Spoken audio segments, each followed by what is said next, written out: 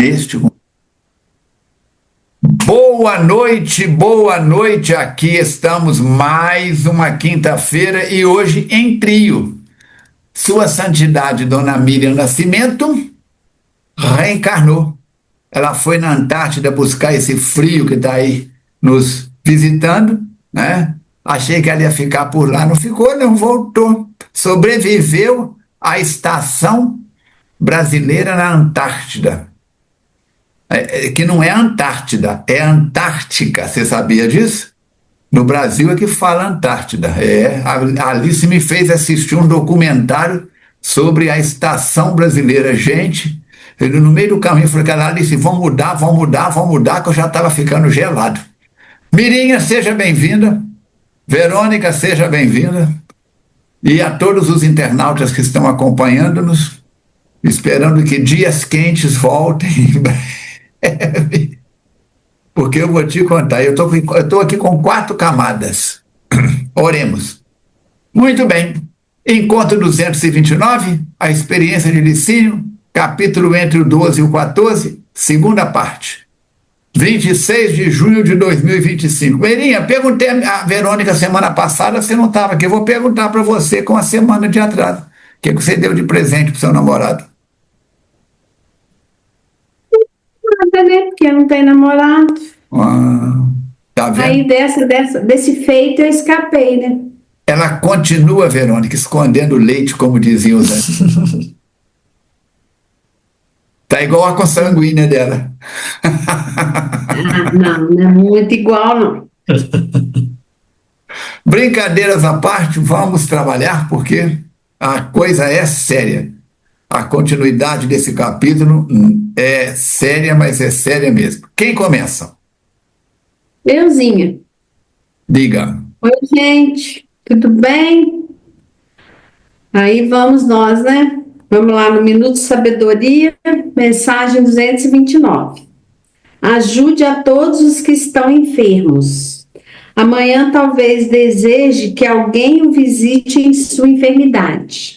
Procure os doentes solitários que aspiram por uma palavra de conforto e de carinho.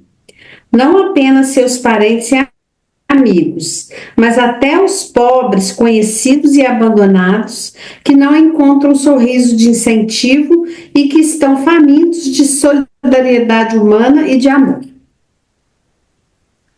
Vamos orar então.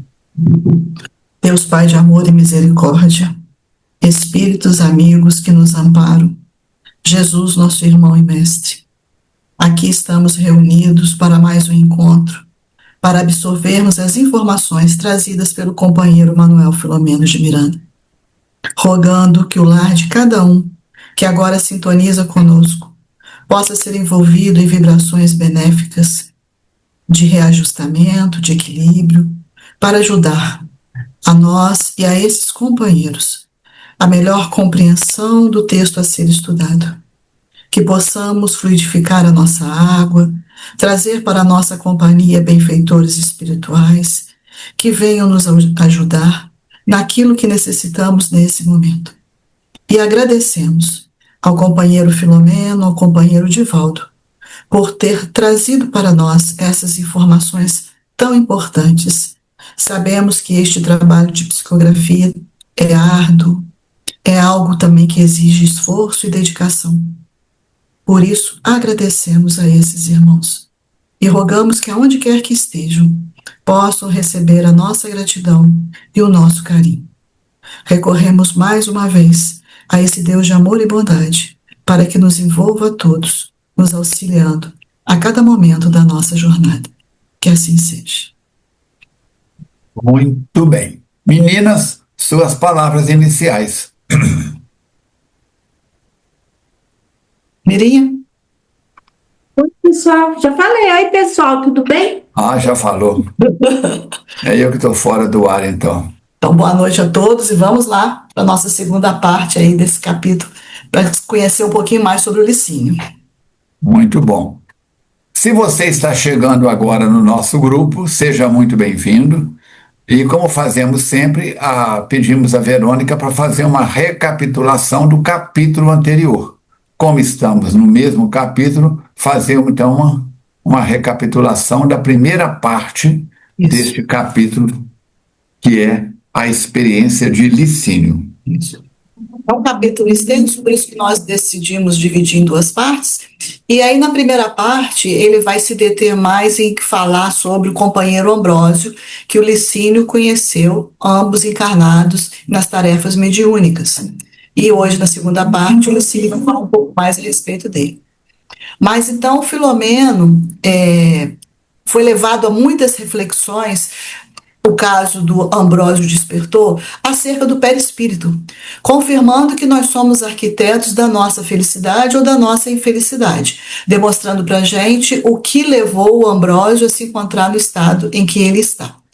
E o Filomeno, junto com o Alberto, vão visitar o Ambrósio e lá eles conhecem o Licínio, que também exerceu a mediunidade na Terra, conheceu o Ambrósio e relata que o companheiro Ambrósio começou a afogar no mar tormentoso da vaidade, da presunção.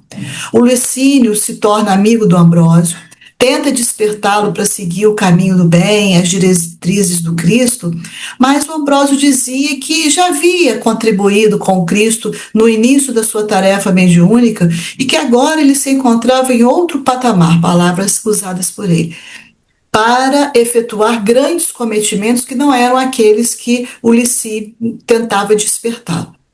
E as palavras de Licínio, contando toda essa história, tocaram o coração do Filomeno.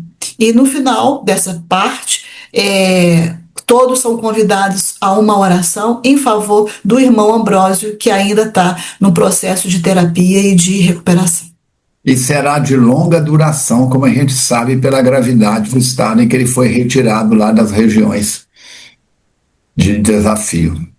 Então, começando a parte de hoje, a sequência diz: como o visitante estivesse de saída e eu já houvera estado com o enfermo cordialmente, à instância de Alberto acompanhamos o novo amigo que, muito acessível, demonstrou-se gratificado pela oportunidade de darmos prosseguimento à conversação noutro recinto.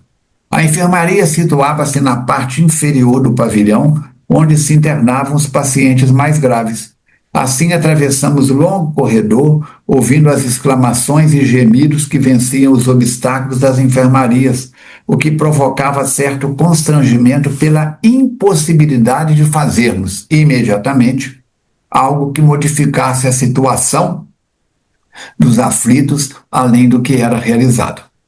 Chegamos à parte superior e nos afastamos do edifício central, rumando para o parque, onde um lago transparente, refletindo o céu de azul turquesa, tornava-se convite natural para o diálogo demorado e esclarecedor. Contato com a natureza, sempre que possível, é muito importante para todos nós. A brisa suave carreava ondas de perfumes que nos envolviam agradavelmente. Pequenos grupos espirituais espalhavam-se nas alamedas coloridas pelas flores primaveris, enquanto outros encontravam-se em conversação animada nos diversos recantos programados para este fim. Porque nos encontrássemos em silêncio respeitoso, Alberto, mais familiarizado com Licínio, solicitou-lhe que nos informasse um pouco mais sobre as suas experiências mediúnicas na última encarnação, esclarecendo que o interesse era justificado em razão do programa de aprendizado a que eu, Filomeno, me propusera naquele nosocômio espiritual. Informou outro sim que eu funcionava às vezes como repórter de acontecimentos fora do corpo, transferindo as notícias aos amigos encarnados da jornada terrestre, em convites oportunos para reflexões e auxílios de esclarecimento. E eu lembro a você, se não preparou, prepara a sua água para ser fluidificada. Estamos em mais um culto do Evangelho no lar. O que não é para você parar o que fazia antes ou os que fazia antes e ficar só nesse. Quanto mais cultos fizermos por semana, melhor em favor da nossa paz e da paz no nosso lar. E aqui a gente vê o interesse do Manuel Filomeno de Miranda na continuidade dessa história, que não é um interesse puramente por curiosidade, é para poder entender o que se passa, trazer essas informações para a gente. Então, ele chamando bastante atenção nisso para o teor das conversas e o objetivo do interesse nesse assunto. Então, o amigo não se fez de rogado, sorriu, muito amável, e começa a passar para o Filomeno algumas informações.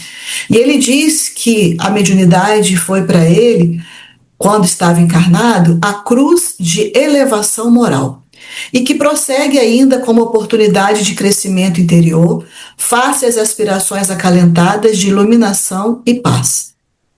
Quando for realmente valorizada conforme merece, lembrando que ainda hoje não se dá o valor que ela merece, constituirá para as criaturas humanas uma fonte de inexauríveis consolações, assim como incomparável instrumento de evolução. Então, quando esse processo é utilizado de uma forma benéfica, ajuda no progresso e na evolução do ser.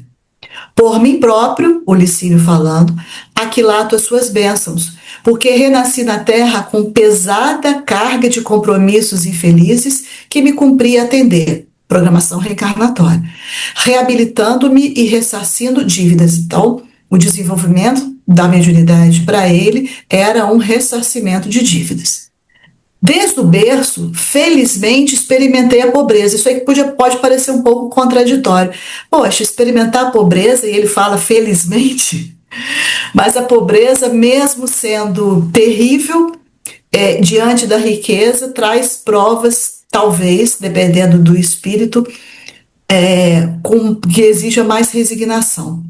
E o desafio das dificuldades domésticas nos braços de genitores, que eram esses pais dele? Atormentados, e que se me tomaram verdadeiros benfeitores pelas exigências, às vezes descabidas, e pelos sofrimentos que me impuseram, sem dar-se conta certamente do que realizavam, porque também, obsidiados, tornavam-se instrumento daqueles que não desejavam o meu processo de reeducação espiritual, que a gente já comentou, né? Então, para atingi-lo, eles começaram a obsediar os pais para que a atitude dos pais interferisse na conduta do filho.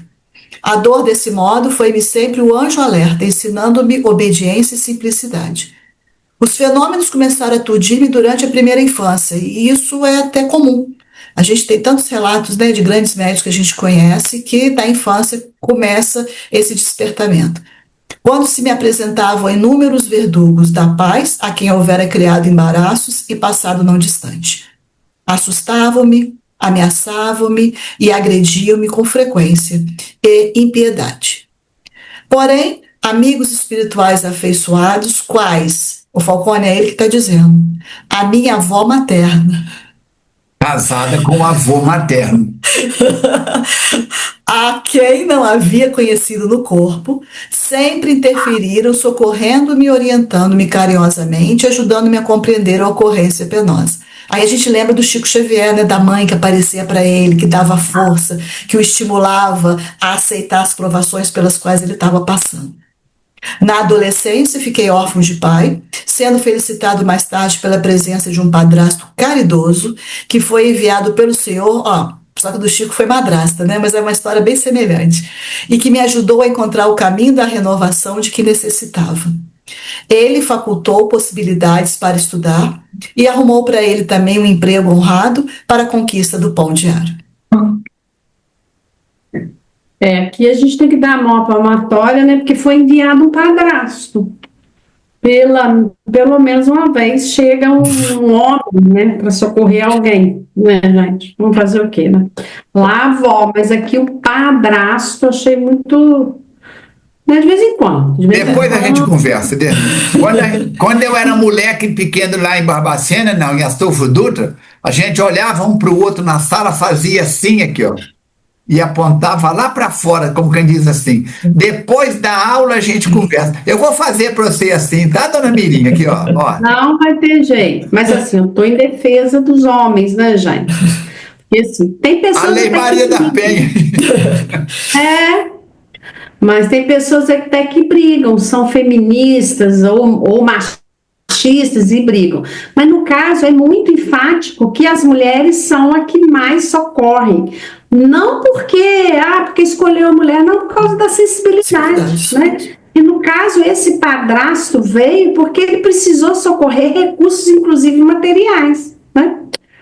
Então, ele continua falando que, acompanhando os múltiplos fenômenos de que se fazia objeto, esse padrasto levou ele a uma instituição espírita, que passamos a frequentar sobre os protestos de minha mãe, e onde aprenderíamos as lições inquestionáveis da codificação do espiritismo. Embora vivêssemos em cidade muito católica, não fomos incomodados quando eles foram frequentar o espiritismo, eles não foram incomodados assim, não.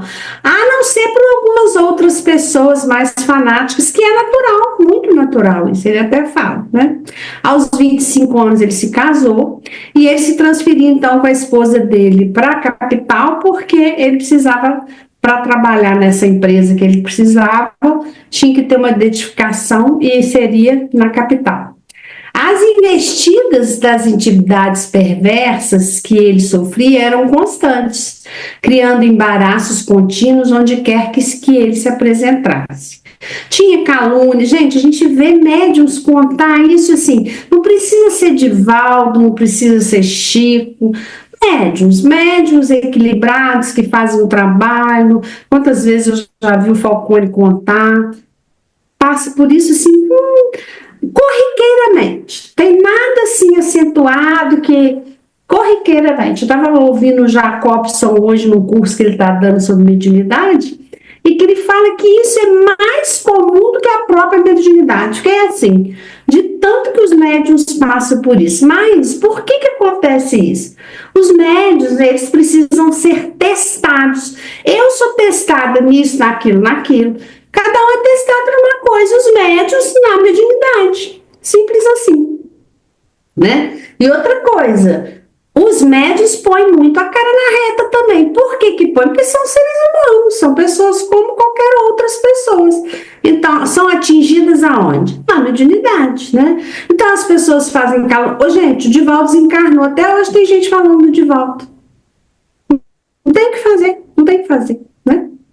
Então, tinha antipatia, tinha desprezo, tudo sem motivo, não tinha motivo não, mas as pessoas inventam isso como arma, né, para atacar perturbar esses médiuns. A própria esposa, né, ela era alma querida que Deus pôs no meu caminho, olha ele falando dela, a fim de torná-lo menos áspero. Experimentou cruéis perseguições por ser fiel a ele e permanecer ao lado dele todos os momentos. Não dando resultados esses mecanismos de perseguição, outros surgiram em forma de punição por parte das senhoras insatisfeitas e vazias interiormente, que procuravam compensação sexual, passando a atacar a ele com exigências descabidas em nome de paixões atormentadas e sem qualquer sentido moral. Eles também, os médios, são muito atordoados nessa área, porque nós portamos uma fragilidade na área sexual. E aí eles atacam nas áreas que nós somos frágeis. Mas assim, naquele momento ali, ser atacado, você perseverou? Tudo passa, gente, tudo passa. O Chico falava muito isso, porque Maria Santíssima falou muito isso. Tudo passa. Então vamos em frente, né? Felizmente, a trama sempre se desfazia. Por quê? Porque nas reuniões de desobsessão, os espíritos eram levados, eram tratados, davam comunicação pelo licínio, e aí tudo mudava, eles mudavam de comportamento e de ideia. Mas não se tratava de uma tarefa de fácil execução por motivos compreensíveis, exigindo perseverança, renúncia, coragem e fé. Então, assim, não é fácil para quem passa isso. Não deve ser nada agradável alguém falar assim, a Mirinha fez isso assim, assim, isso assim, assim, sendo que ela não fez. Ser acusada de uma coisa, isso não deve ser nada agradável. E assim, a gente, em geral, pessoas comuns, que não somos médios ostensivos, passamos por algumas coisas que a gente já não gosta, que dirá eles, os médios ostensivos, que são atacados constantemente. Não deve ser nada agradável, né? E aí o Licínio fez um silêncio oportuno, dando tempo para assimilação das palavras dele, que ele foi muito sincero, logo prosseguindo, porque todos tinham muito interesse de ouvir o que ele estava dizendo.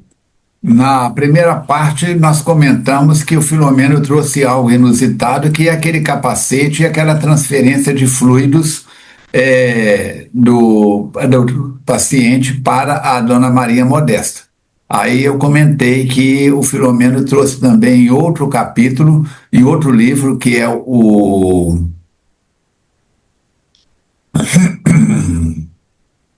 Painéis da Obsessão, a história do Mahaprana, que é a transfusão de energia do médium em desdobramento para o paciente em tratamento espiritual.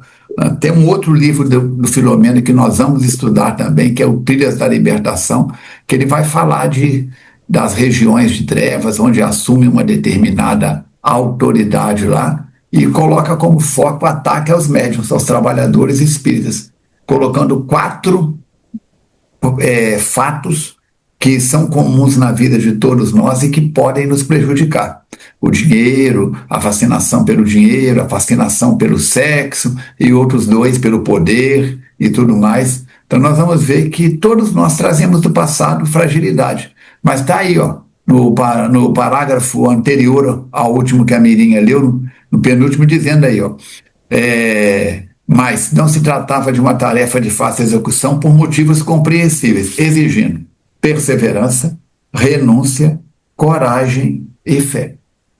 É muito comum o médium, às vezes, ter medo dos espíritos, ter medo de estar passando por mistificação. A dúvida é uma realidade, mas estudando, se ele vai vencer isso tranquilamente.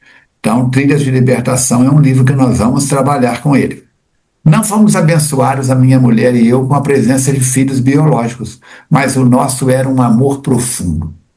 Aos 28 anos de idade, a esposa contraiu tuberculose pulmonar e, após menos de 2 anos de rudes provações e dores, libertou-se do corpo, deixando-me profundamente sofrido. Naqueles dias, a tísica, que é a tuberculose, era considerada uma verdadeira peste branca, arrasadora e insensível. A fé espírita, no entanto, que já era o bastão de segurança da minha existência, fez-se-me mais vigorosa, sendo-me possível então prosseguir abraçando os compromissos espirituais sem desânimo ou solução de continuidade. Ele entrou na viuvez, né? E entrando na viuvez aos 28 anos, eu te garanto que ele passou mais aperto ainda na área do sexo, porque se ele sofria assédio antes de pessoas que queriam se envolver com ele nesse ambiente, agora ele estava livre desse impedido. O que impedia ele, então, de assumir esses encontros, né? Tudo mais.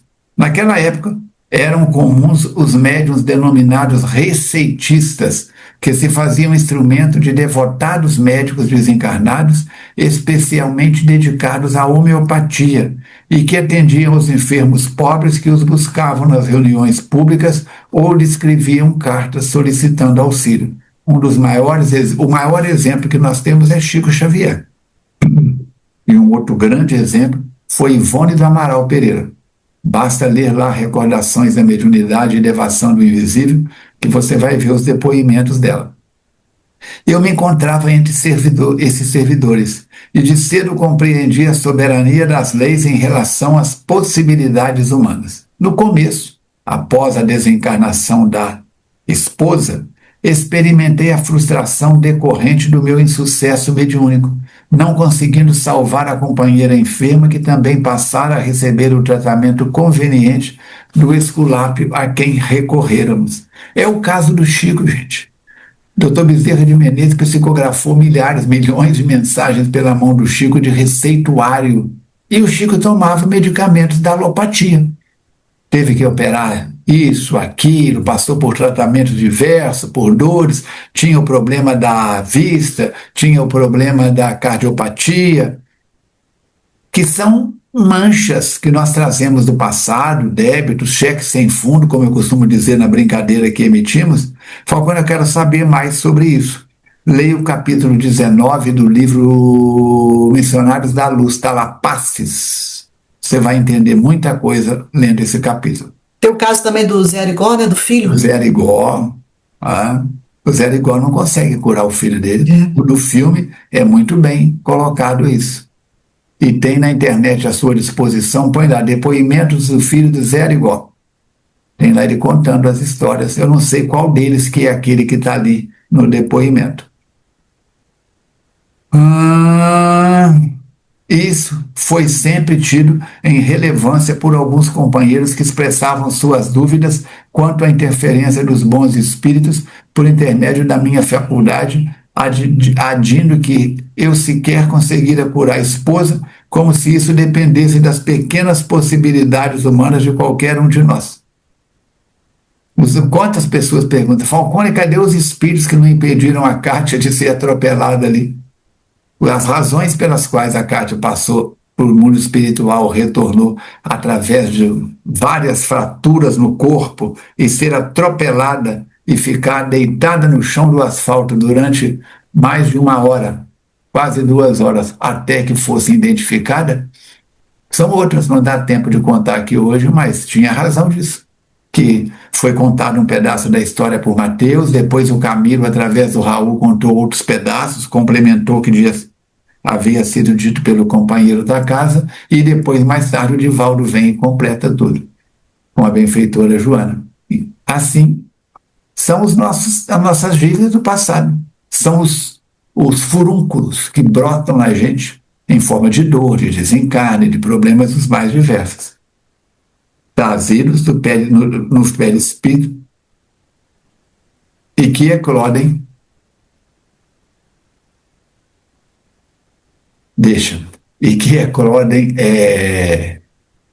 temporariamente na vida da gente. Robustecido na fé e sustentado pela palavra lúcida do meu guia espiritual, prossegui com ardor sem olhar para trás. Levanta, sacode a poeira e dá volta por outro caminho. Mais uma vez silenciou, por alcançar um momento mais delicado da narração. Olhou em derredor, como se buscasse a alma querida que estivesse prestes a acercar-se, lhe explicou. Um homem que se consorcia é feliz. Quando lhe chega a viuvez, essa se lhe torna um fardo pesado em demasia. Os hábitos conjugais, o companheirismo, a afetividade bem sustentada, agora em falta, transformam-se em vazio existencial que muitas vezes conduz o solitário a precipitar os relacionamentos como fuga ou busca de solução, ou o empurram para transtornos depressivos muito graves. Graças à oração e ao apoio da esposa desencarnada que passou a visitar-me, fui-me readaptando ao estado de solteiro. Quando o cerco dos espíritos viciosos fez-se mais rude, atirando pessoas desprevenidas na minha direção, inspirando-lhes sentimentos contraditórios que eu tinha que administrar com muito cuidado, face à invigilância que se permitia e à frivolidade com que se apresentava. Eu conheço alguns amigos meus que passaram por essa experiência e não é fácil. É um desafio muito sério. Por quê? Porque a natureza, a faixa evolutiva em que nós estamos e as facilidades que são decorrentes, principalmente agora no século XXI. E entre alguma dessas almas atormentadas, uma se transformou em tolerável presença, dizendo-se apaixonada e recorrendo a expedientes falsos sobre sermos almas gêmeas comprometidas, passou a assumir atitudes incompatíveis com bom tom, exigindo-me adotar um comportamento enérgico, dissuadindo-a de qualquer próxima ou longínqua possibilidade de futuro relacionamento íntimo, conjugal ou não. Então essa pessoa, desarvorada, em desequilíbrio, acabou promovendo um escândalo, no qual, totalmente incorporada por entidade leviana do seu mesmo jaez, acusava-me de má conduta em relação a outra dama, de quem tinha ciúme, gerando ambiente desagradável e psicosfera venenosa que davam margem a comentários injustos e sempre do agrado daqueles companheiros desocupados que se comprazem em gerar situações penosas, que é a questão, mais uma vez, da sintonia. A pessoa já estava nessa sintonia, atrai essa companhia e essas companhias ajudam, a inspiram para que tenha um comportamento desse teor. E ele diz que foram 2 anos de lutas severas, mas sem desistência de minha parte, então com muita resistência mesmo. felizmente, o reto proceder, a severidade imposta aos meus atos, a disciplina na desincumbência dos deveres, fizeram-se os meus argumentos de inocência, que terminaram por prevalecer ante a insidiosa perseguição. É perseguição mesmo. Perseguição mesmo. Teve que se manter muito firme, né? Com muita disciplina, com muita severidade, sempre querendo agir no reto proceder. Afastando-se da sociedade, a pobre senhora, já que não conseguiu o intento dela com ele, entregou-se ao alcoolismo, parte semidependente que já o era. Então ela já trazia isso e agravou, havendo sido essa a brecha moral por onde se filtraram as influências malsãs. Pouco tempo depois, ela desencarnou numa situação espiritual lamentável, sendo arrebatada pelos seus comparsas de embriaguez. E ele diz que estava informado de que há pouco, após mais de 20 anos de padecimento em regiões de muito sofrimento, ela foi recambiada à reencarnação em situação de resgate. Nunca esteve fora das minhas orações, porquanto é digna de ajuda e compaixão. E aí ele mostra uma outra característica dele, porque ele podia ter se revoltado com essa pessoa que o fez sofrer durante o período e até desejar o mal para ela. O que ele fez foi justamente o contrário, foi colocá-la nas orações para que ela pudesse encontrar o caminho dela. No passado próximo, a mediunidade era vivida com muito sacrifício, face à ignorância a respeito do espiritismo e as informações propositadamente deturpadas em torno dos seus postulados. Vamos lembrar que até mesmo para se abrir um centro espírita precisava de uma autorização de um órgão policial. Os médios eram vistos como pessoas esquisitas, endemoniadas, mantenedoras de estranhos pactos e ritos com Satanás, ou, quando não, como possuidoras de dons mágicos e sobrenaturais que descaracterizavam o ministério. Permanecer com simplicidade e trabalhar sem alarde era o compromisso estabelecido, como sempre ocorreu. E enxameavam também os oportunistas, os aventureiros, os interessados exclusivamente nas questões materiais, que esperavam recompensas na prática mediúnica, que foi o que ele relatou na outra parte, né, a respeito do Ambrósio. E a gente vai lembrar que lá no século XIX, quando iniciou a doutrina espírita e até o início do século XX, havia muita desconfiança, muito preconceito, a mediunidade era associada à loucura, era associada a práticas demoníacas, principalmente por parte da comunidade médica e também da religião predominante. E aí, na década de 1950 em diante, é que começa esse quadro a mudar um pouco. Passa a ter um aumento da aceitação e do respeito, porque nessa época começaram estudos e pesquisas demonstrando a mediunidade como uma habilidade, não como uma doença ou como uma prática perigosa. Então, quando ele fala que a época era uma época realmente difícil para os médios, que a sociedade não via com bons olhos, era isso que ele estava se referindo. E ele diz que isso foi o caso do Ambrósio, que não teve forças para romper com todo esse cerco de bajuladores em volta, de bens materiais, desses simpatizantes, que se lhe fez em volta sob indução de embaixadores da treva e que o atraíram para o poço fundo da falência espiritual, conforme oportunamente os amigos compreenderão. Lembra que eu falei no estudo da semana passada sobre Kardec mudar para sentido mediúnico? E a mulher, essa senhora, essa pessoa que se apaixonou por ele e tudo mais, e achava que era a alma gêmea dele, e que ele, não tendo recebido reciprocidade, acaba aumentando o uso de bebidas alcoólicas, se afasta do centro espírita, se afasta de tudo. Era médium? Era. Não de receber espírito, psicografia, evidência, era médium do sentido mediúnico, teleguiada por espíritos que queriam atacá-lo, agindo por tabela através dela, teleguiada por espíritos com os quais sintonizava através do alcoolismo, era médium, troca de intercâmbios de forças fisiopsíquicas, intelectuais, morais, e como ela estava na frequência da doença, atraía para si espíritos desse jaez. Então, Antigamente era diga-me com quem tu andas, eu digo quem tu és. Hoje é diga-me o que tu pensas e eu direi com quem tu andas. Na verdade, não é sobre religião, né? Por acaso estamos na doutrina espírita, mas não é sobre religião. É sobre o ser humano, é sobre a conduta moral. É sobre o que eu faço quando estou agindo. É sobre comportamento humano. Então, se tiver, a gente está falando aqui porque a gente está estudando doutrina espírita, é a nossa religião, é a que a gente professa. Mas imaginemos que na religião católica, né, há pouco tempo a gente viu lá a escolha do novo Papa, a gente não pode imaginar o que acontece nesses locais. Então, o que a gente tem que pensar é que não tem nada a ver com a religião espírita, nada a ver. Tem a ver com o ser humano, com a conduta moral do ser humano. Onde está o ser humano em desalinho, ali tem questões, ali tem problema. E nós estamos em todos os lugares, né? Cada hora a gente está com alguma coisa que a gente precisa melhorar, né?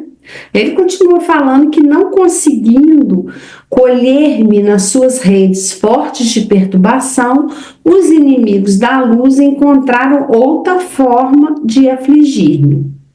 Entre os pacientes que recorriam àquela casa, né, onde ele trabalhava, buscando um amparo, um senhor apareceu, muitos recursos financeiros, de projeção social, com um filho que tinha leucemia.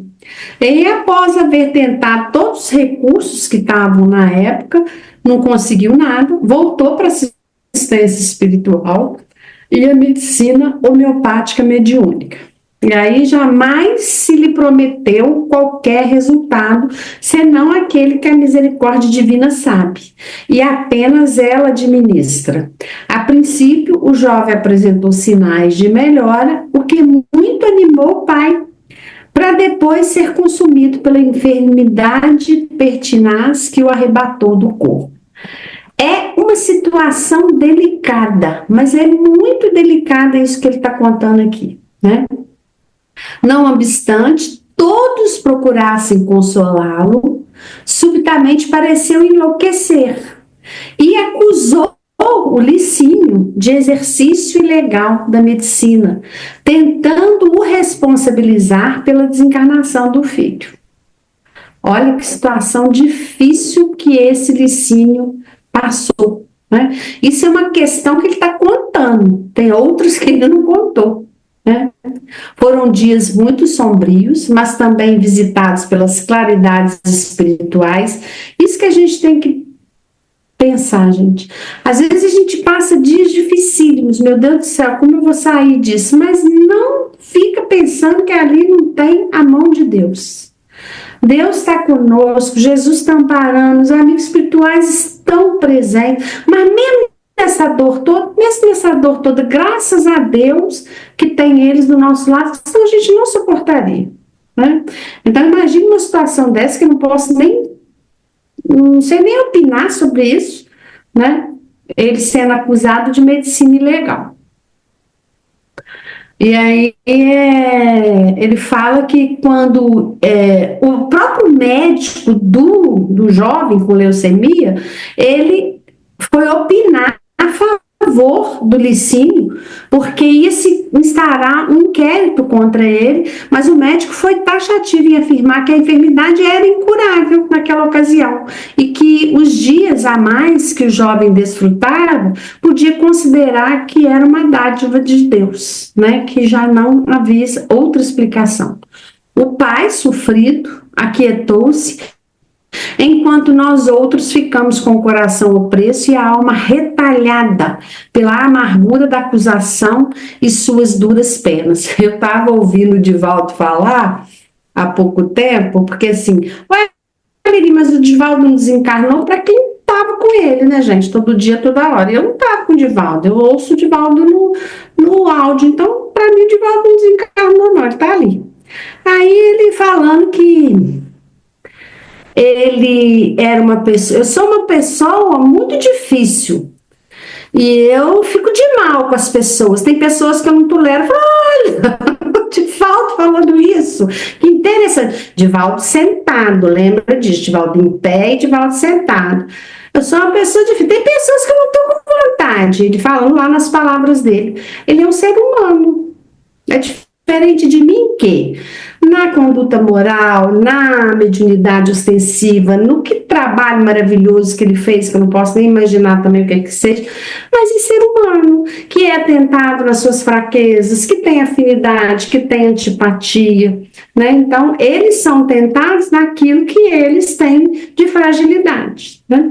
E aí estávamos comovidos ante os testemunhos silenciosos do trabalhador da causa do bem. Quer dizer, ficou todo mundo... O que ia falar nesse momento? Quantas renúncias e aflições que o mundo não conhece assinalam as almas de escola dedicadas ao ministério da verdade. Esses são os verdadeiros heróis. Eu fiquei pensando nisso também quando o Divaldo estava falando. Verdadeiro herói, porque para suportar tudo que esses médiuns suportam, só Jesus na causa, né? Aqueles que estão crucificados nas traves invisíveis da calúnia, da perversidade, e não se queixam, não blasfemam, antes agradecem a Deus a oportunidade de demonstrar-lhe amor, sem abandonar a charrua da caridade fraternal. Ao dar continuidade à narração autobiográfica, Licínio obtemperou. As pessoas inadvertidas e apressadas pensarão que somos apologistas do sofrimento e preferimos a dor como mecanismo de autorrealização em atitude masoquista com que nos comprazemos. A dor é uma realidade, gente. Podemos optar pelo caminho do amor ou da dor. Quantas vezes somos convidados a isso? Agora, independente da nossa vontade, dores nos visitam como consequência do envelhecimento, como consequências genéticas, como os fatores reencarnatórios, como dívidas com a própria consciência de outras encarnações. Temos que pensar nisso. Mas estão enganadas. Não temos compromisso nenhum de ficar mimimi, coitadinho, eu estou sofrendo, que eu sou médium, que eu sou espírita, nada disso. Trata-se da realidade do cotidiano existencial no mundo até hoje. A única maneira que se apresenta como ideal para o indivíduo é o enfrentamento tranquilo e lógico dos desafios, sem deixar-se sucumbir ou perturbar, como só ia acontecer com aqueles que no século somente esperam o prazer, a glória, a ostentação, vivendo o transitório, o efêmero e o enganoso. Eu me lembro da conversa de Jesus com o moço rico. Vai e vende tudo que tem, volta e serve. Mas, Senhor, eu tenho uma corrida de biga amanhã. Ele disse, é hoje. É hoje. Então, nós temos que pensar. E no dia seguinte, quer saber o que aconteceu? Leia Amélia Rodrigues pela mediunidade de Valdo Franco, que está lá tudo explicadinho. Sob outro aspecto, a mediunidade bem exercida faculta ao seu possuidor momentos de incomparável beleza e ventura, contatos espirituais insuperáveis, facultando a conquista de afeições duradouras e abençoadas, que se lhes tornam enriquecimento especial para os dias do futuro imortal. Muitas vezes fala-se nos desafios do médium, mas tem a aproximação, como foi o caso do Licínio para com o companheiro, de pessoas amigas que incentivam, que amparam. O médium precisa de uma estrutura dentro da instituição. Não tem médium eu sozinho, não tem médium você sozinho. A abelha rainha faz a postura de ovos e conserva da vida a colmeia durante décadas. Décadas não, durante anos. Mas ela precisa do apoio das operárias para buscar o pólen, porque ela não pode voar mais. Ela não tem essa estrutura. Então, como é que faz? Todas as estruturas no mundo animal têm essa simbiose, esse trabalho em equipe para poder sobreviverem e se fortalecerem. Assim, nós vamos observar, diz ele, que... Perdi o fio da meada aqui. Ao mesmo tempo, Ao mesmo tempo, como existem aqueles que criam dificuldades e sombreiam as horas do medianeiro com dores excruciantes, produzindo dificuldade de todo teor, aproximam-se também criaturas de elevada estatura moral que os cercam de bondade e legítima afetividade, envolvendo-o em orações de reconforto moral e ânimo, a fim de que esteja vitorioso no ministério desafiador. Não são poucos esses amigos ideais do servidor de Jesus na mediunidade dignificada, que estão sempre próximos para o ajudar sem qualquer interesse de retribuição, tocados pelos seus exemplos de fé e coragem, de dedicação e de trabalho. Na FEAC tem um casal a quem eu devo muito esse trabalho. Durante mais de 20 anos, uns 25 anos, 20 a 25 anos, quem fazia atendimento fraterno era a Kátia nas tardes de terça-feira e eu nas segundas-feiras. Quantas vezes a equipe do SOS Prece saía do plantão à meia-noite e ia embora e eu ainda ficava mais 30, 40, 50, 60 minutos atendendo a fila, e tinha um casal, hoje ausente da FEAC pela idade, por questões de saúde, que é o casal Glorinha, Maria da Glória Magaldi de Souza Casália, Glorinha Magaldi, e o seu Wilman Casale. Eles ficavam comigo até o último momento. Eu olhava para o relógio e falava: seu Wilman, vai embora. Glorinha, leva o Wilman. De jeito nenhum. Ele coordenando a fila, que não acabava nunca, e a Glorinha sentada lá atrás, na última cadeira, no cantinho, lendo um livro e vibrando pelo atendimento. Então eu te pergunto, sem a presença deles, o trabalho seria mais complexo? Seria. A presença deles ali impunha respeito na fila, eles pediam silêncio e era um exemplo. Então a eles o meu voto, e além deles, tem a Verônica, tem a Mirinha, tem N pessoas na FEAC, tem o Fernando Emílio que me aguenta há 44 anos e meio. Estamos juntos no trabalho da mediunidade, saímos da FEAC, fomos para o grupo Mateus, lá na casa da fã da Mary, do Dr. Augusto Mary, depois fundamos o Joana de Ângelo, depois saímos do Joana de Ângelo, fundamos a FEAC, e estamos aí. Quantas incontáveis pessoas encarnadas e desencarnadas passaram pela FEAC, sustentando não só o trabalho nosso, mas o trabalho dos demais companheiros da casa. Então é aquele velho ditado: uma mão lava a outra, e as duas juntas. A FEAC não é o Falcone, não é a Mirinha, não é a Verônica. A FEAC somos todos nós. Temos que pensar nisso.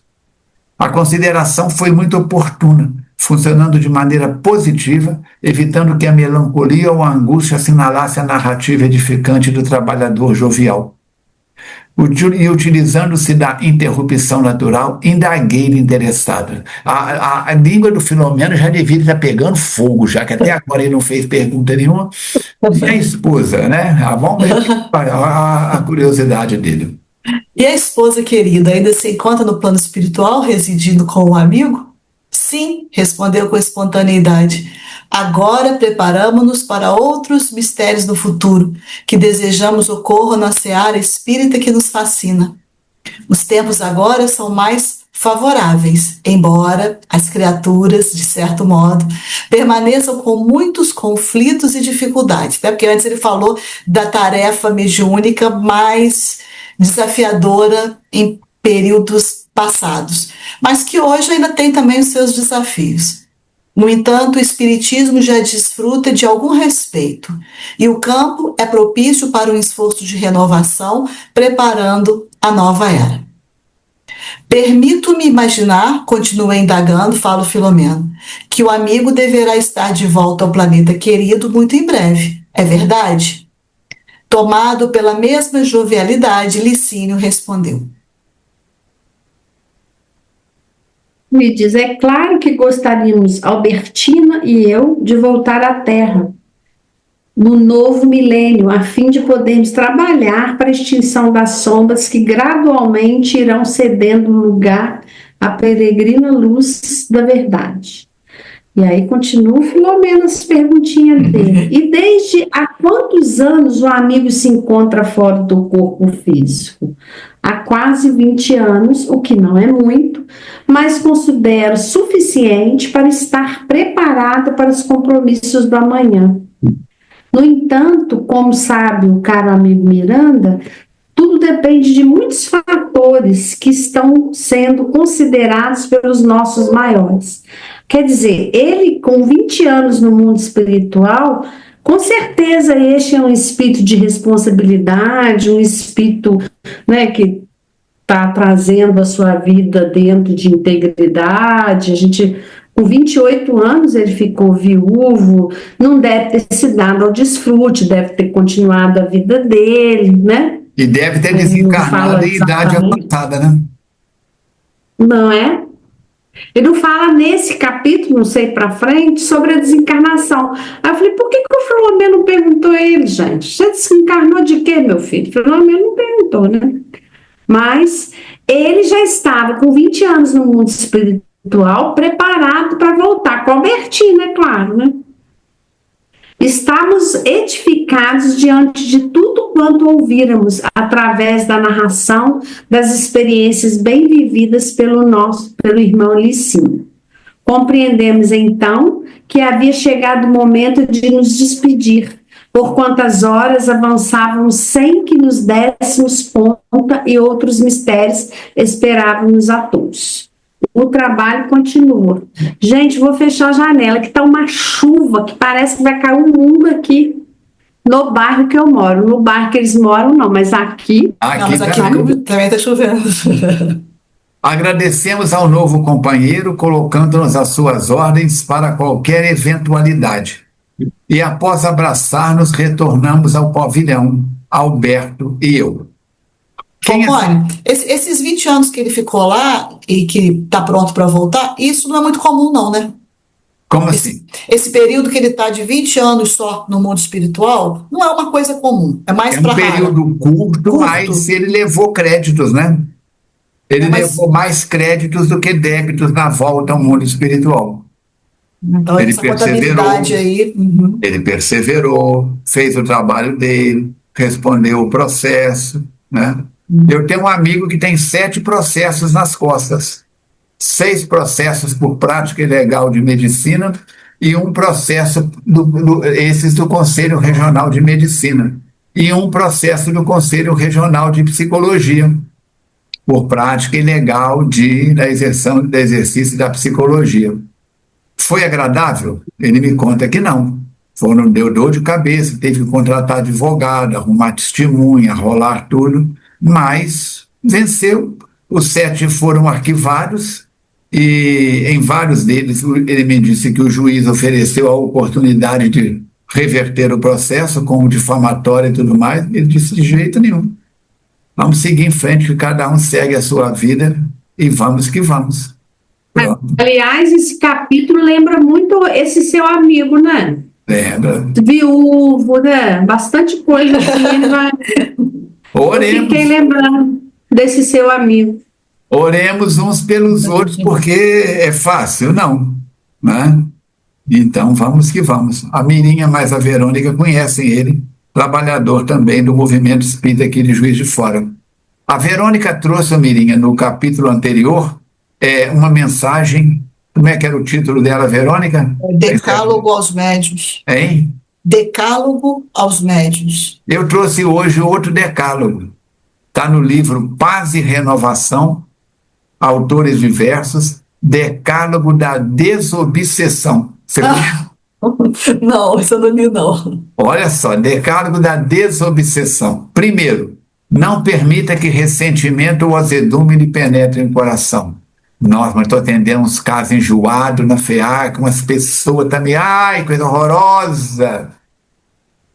Ressentido, azedo, reclamando.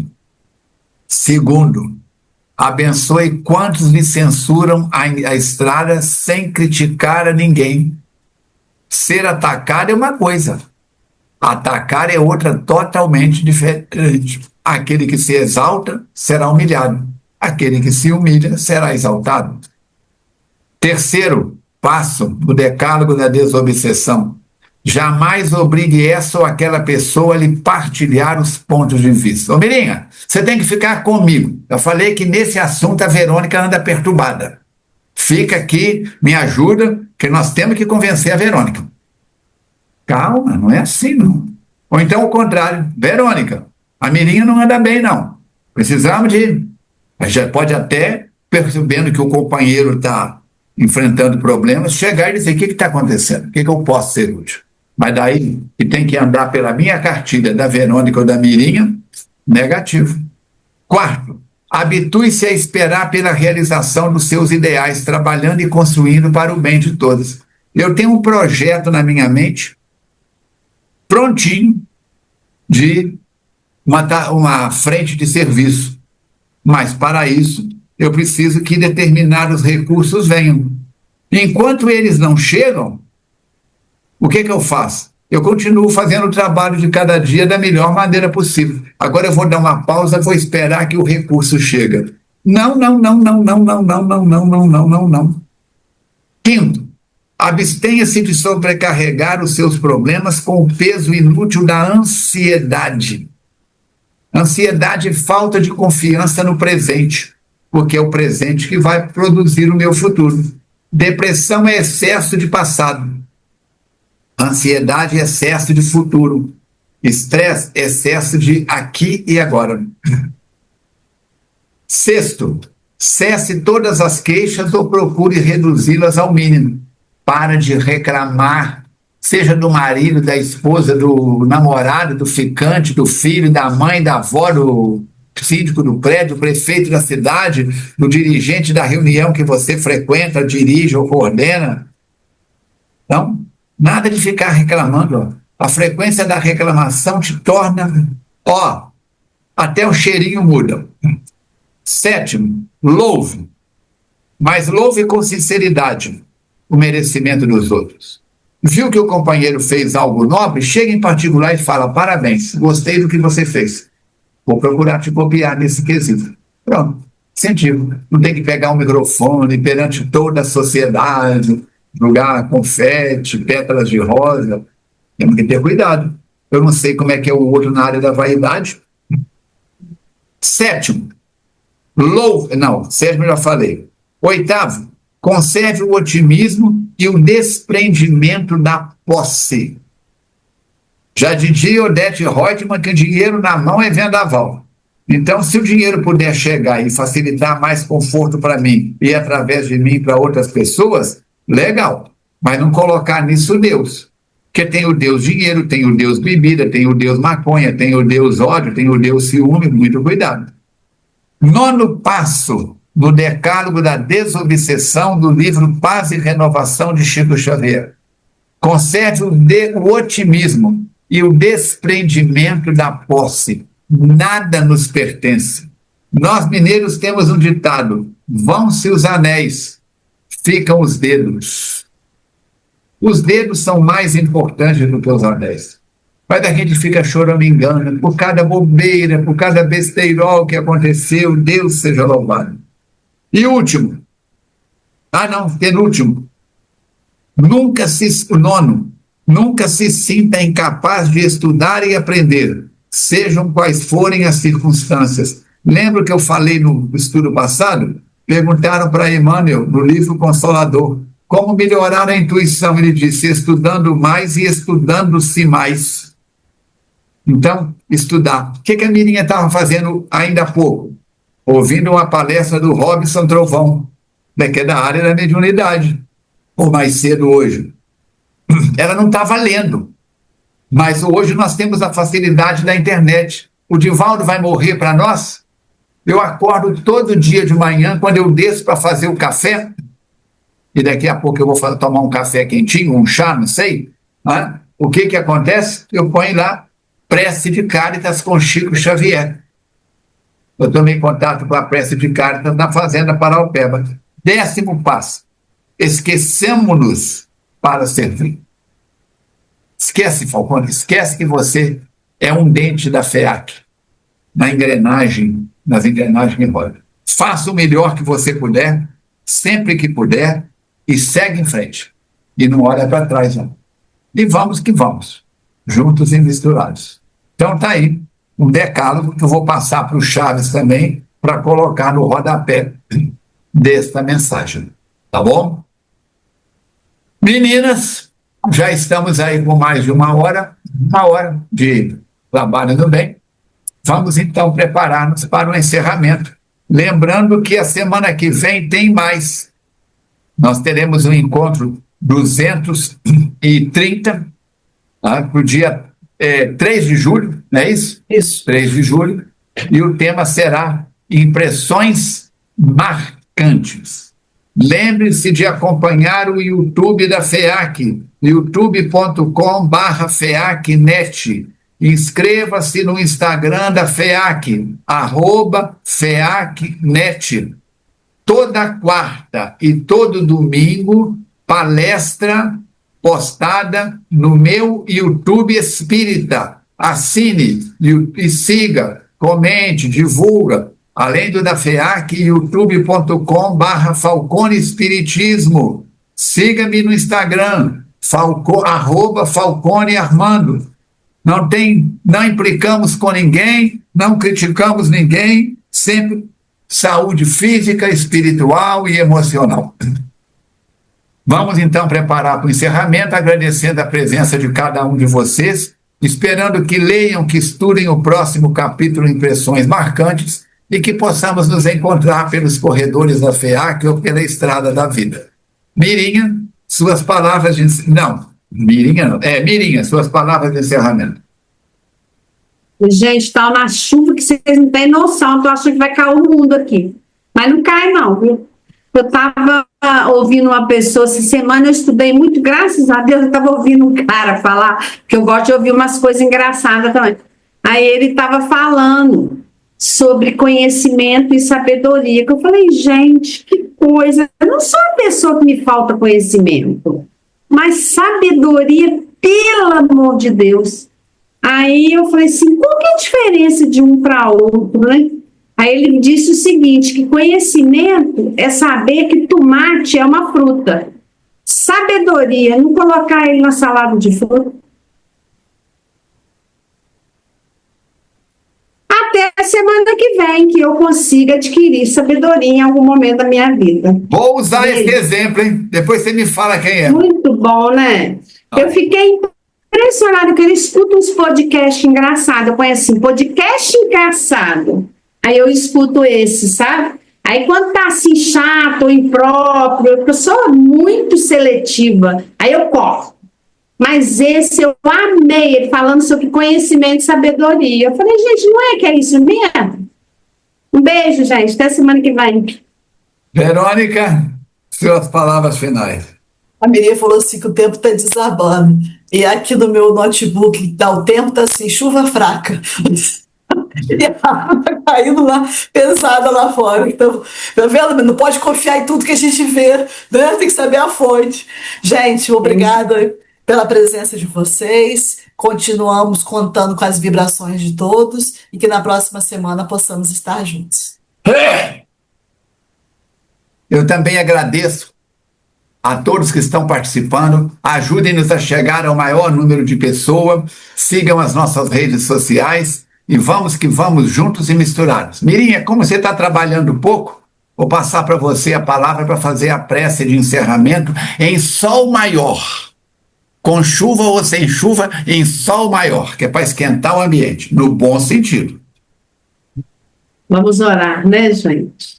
Senhor Jesus, mestre querido, é com muita alegria no coração que falamos da sua palavra, dos seus ensinamentos, do nosso querido Filomeno, do Divaldo, aonde eles estiverem, Senhor, que eles recebam a minha gratidão, a nossa gratidão, que eles recebam as nossas melhores vibrações, que esses médiuns todos espalhados por esse mundão afora recebam as nossas melhores vibrações e que elas sirvam para aumentar a coragem, a fé, a resignação, a perseverança, para que façam um bom trabalho, assim como todos os outros religiosos que estão à frente, que são líderes de comunidade, que dão o seu exemplo.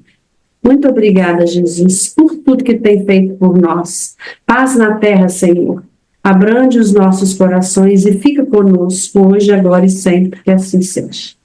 Que assim seja. Jussara, Chaves, Grande abraço a toda a equipe FEAC, a todos os companheiros que participam conosco e até o nosso próximo encontro, se Deus quiser e Ele quer.